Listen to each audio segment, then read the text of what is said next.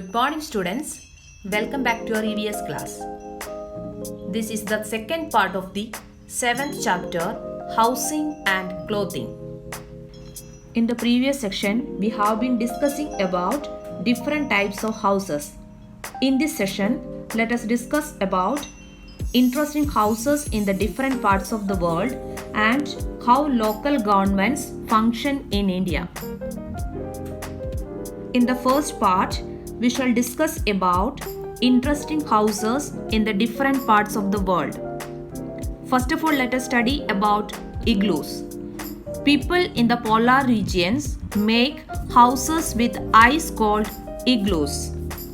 They keep their igloos warm inside by lining the walls with animal skin. Children, let's have a look into an igloo and let us see how does it look from inside. An igloo or snow house is a shelter constructed from blocks of snow, generally in the form of a dome. Although igloos are mainly associated with the Inuit people of Canada. Next, let us study about houseboats. These are boats which have been converted into houses with all the essential features. The Dal Lake in Srinagar and backwaters in Kerala have a number of these houseboats which have become great tourist attractions. A houseboat is a boat where someone can live. This vessel can be used to live on and to spend a relaxing time over the waters.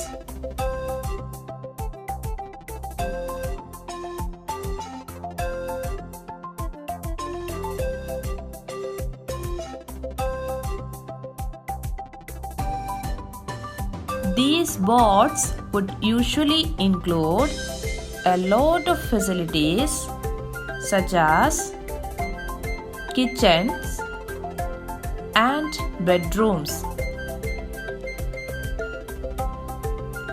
Such boats are usually run on power.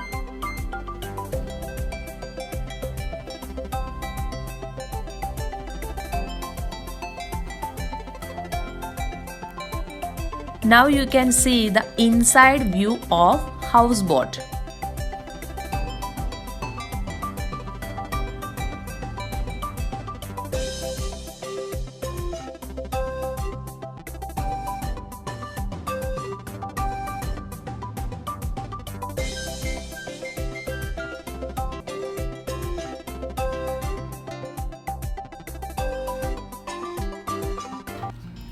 Next, thatched house. These are low-cost, eco-friendly houses which have roofs made of straw and other vegetations. Other vegetation means bamboo, leaves, etc. These are usually found in rural areas of India. Students, look here. This is how a thatched house is being built.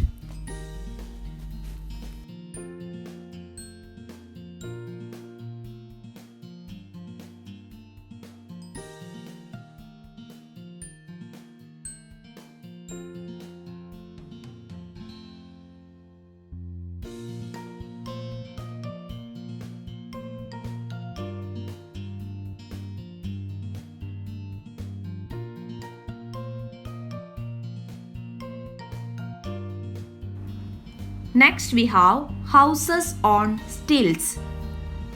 These houses are made on wooden bamboo stilts to keep them safe from floods and wild animals.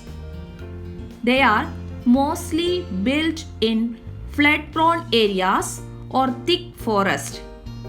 They are found in some parts of Assam. Stilt houses are usually constructed above water, but they may also be built on sand or dry land. Buildings that are raised above the ground do not need any foundations.